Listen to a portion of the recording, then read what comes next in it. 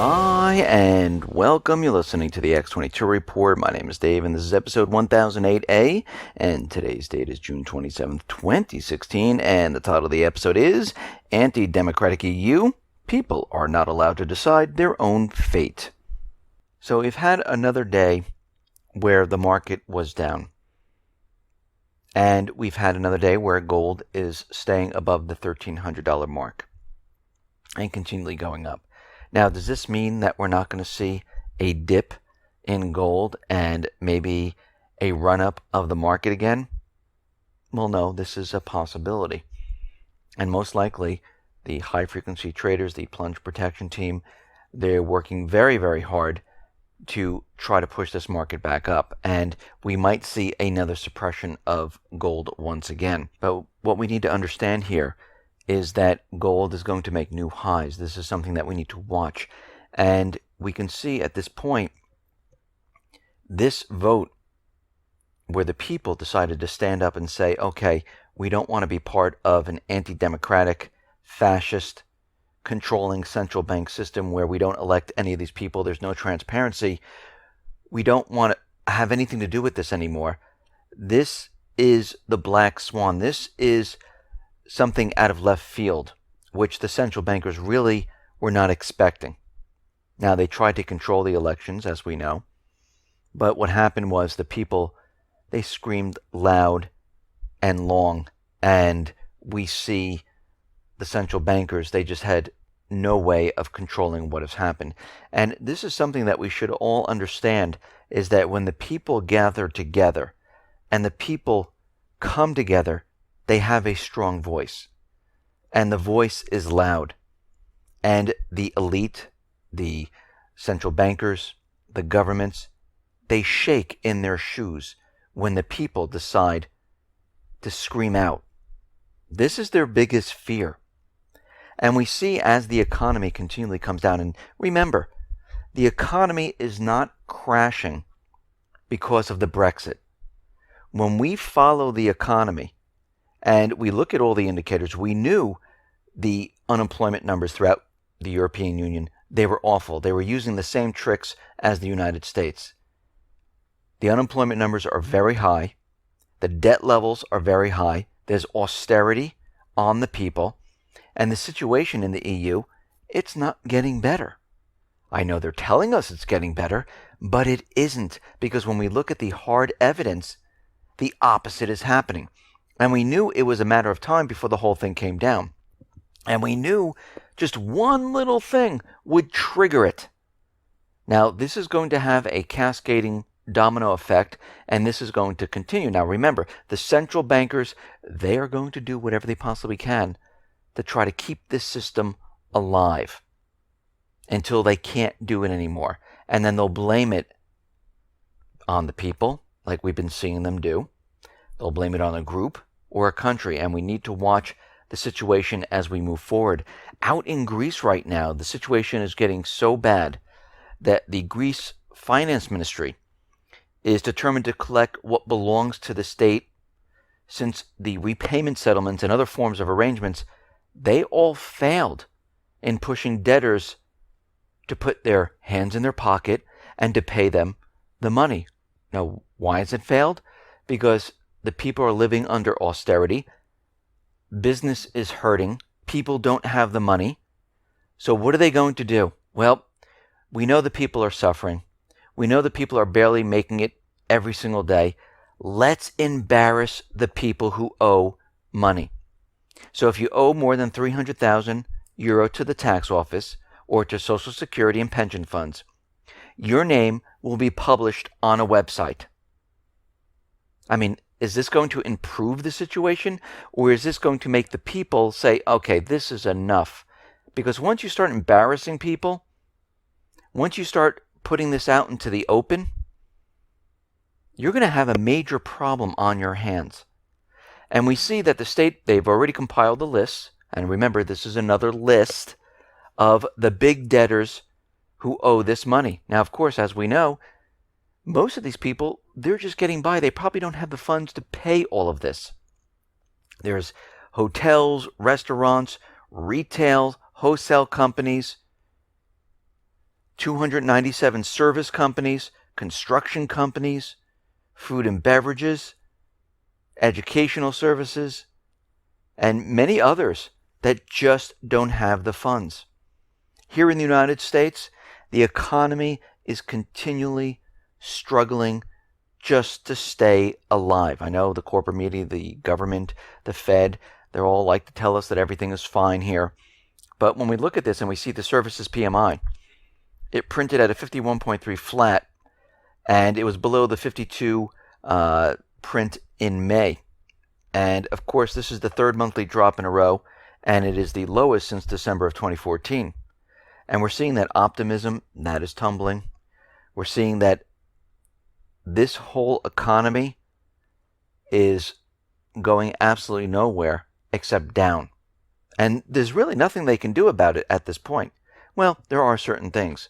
They can blame it on another group or a country. They can blame it on the people. They can start a war to try to cover it up. They can do many different things. But when we look at more and more of these indicators, it shows us one thing and one thing only, that either we're in this incredible, gigantic recession, or this system's already collapsed, and they're just keeping it alive with their smoke and mirrors illusions and their manipulated statistics. Because we look at the Dallas Fed Business Outlook, and it has been contracting for 18 months in a row. This is a recession.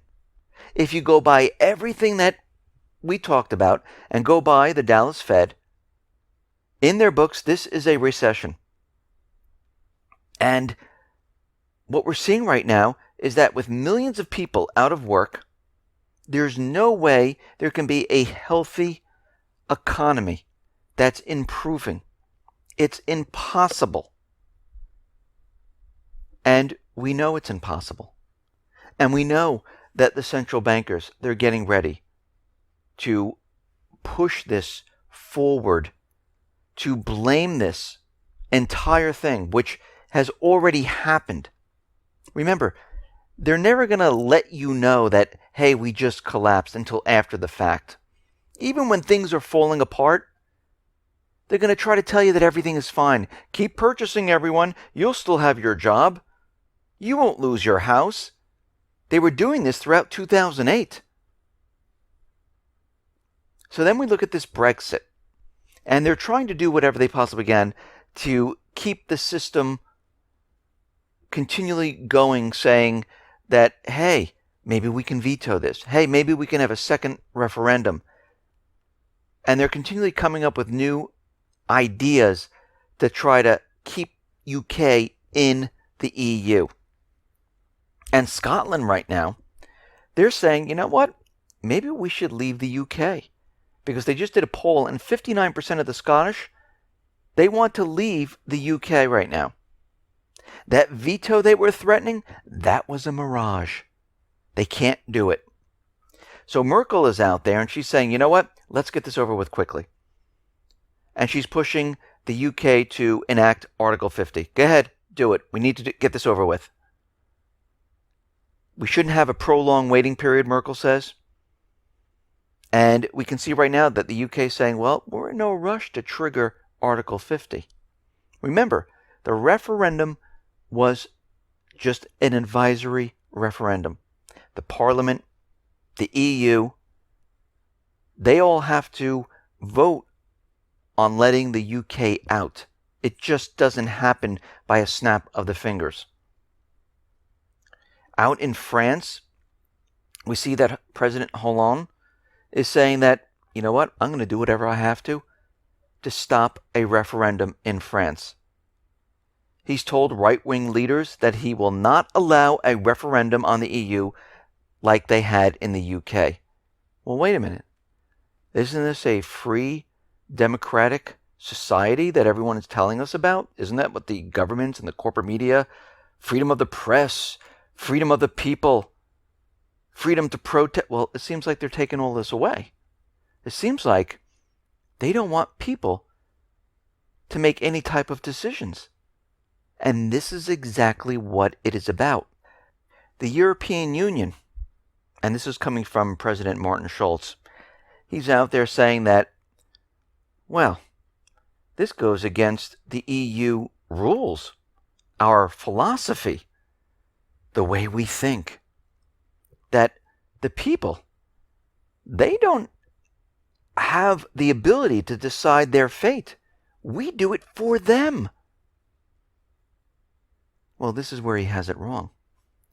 This shows us and confirms that the European Union is fundamentally the most anti-democratic entity currently in existence. And of course, it belongs to the central banking system. All central banks do not want the people to decide anything.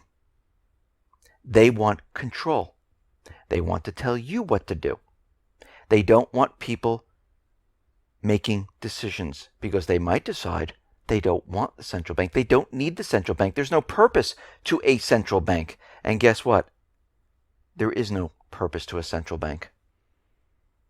The only reason the central bank in its existence is to better themselves, to make themselves very wealthy, to control governments, to put countries into debt, to place austerity on the people, to keep control of the entire situation. And we can see right now that we're in the middle of a class war. Because when we look at the situation, we see the people, they're rising up. They're saying enough is enough. We see it in Yemen. We see it in Libya. We see it in Lebanon, Iraq. We see it now in the UK. We see people in France, in Italy, in Greece, in Cyprus. It's getting to the point where everyone has had enough. We need to get rid of the central banking system. So we see S&P is out there, and of course, they're downgrading the UK from AAA to AA due to the BREXIT. And here in the United States, we have U.S. businesses already making excuses of why they're seeing a slowdown in their business because of the BREXIT. This is a global financial crisis. We don't know how we can spend. We don't know where we can spend. We don't know how the revenue is going to come in. So we're starting to see a slowdown in our business. Boeing, Ford Motor, Caterpillar, Exxon. They're all out there saying that this is going to slow down their business. Well, wait a minute. Caterpillar, Ford Motor Company, Boeing, their business is already slowing. Actually, Caterpillar is a complete disaster. And Exxon, fuel prices have continually dropped. And the rest of the corporations, they've been laying off people and buying back their stocks. So then we had the Biz come out. And they're out there saying that historically low interest rates and bond buying programs, which have sent yields below zero on more than $8 trillion of government bonds, a record amount, are causing anomalies in asset values. Monetary policy is running out of room for maneuverability. And what they're saying is there's just too much debt. It cannot be sustained. This doesn't work. We need to shift gears. We need a rebalancing, maybe a debt jubilee. Monetary policy, they're saying, has been overburdened for far too long. And with the cost of money so close to zero, the profitability and resilience of banks has been sapped, impairing their ability to lend to wider economy and make markets for securities. When banks choose not to hold as many securities, that reduces depth and liquidity in bond and currency markets, threatening to disrupt their smooth functioning. Debt has been acting as a political and social substitute for income growth for far too long. Yeah, this is what happens when you have a central bank and all they do is push out debt. And we can see that banks around the world, they're crashing. Goldman at 3-year lows. Bank of America, Citi, plunging over 12%. The European banks are a complete and utter disaster. And we see here in the United States, Puerto Rico, they're facing a default because something has to be done by July 1st. Puerto Rico is facing police layoffs, hospital closures, because right now the House passed a compromise bill, but it's pending in the Senate. And this could be the next indicator, the next black swan, the next push where the economy goes to the next level. But don't worry. U.S. Treasury Secretary Lew says, all right, we had the BREXIT. There might be additional headwinds for the U.S. and global economies, but there is no sense of a financial crisis developing. Well, we've heard this before.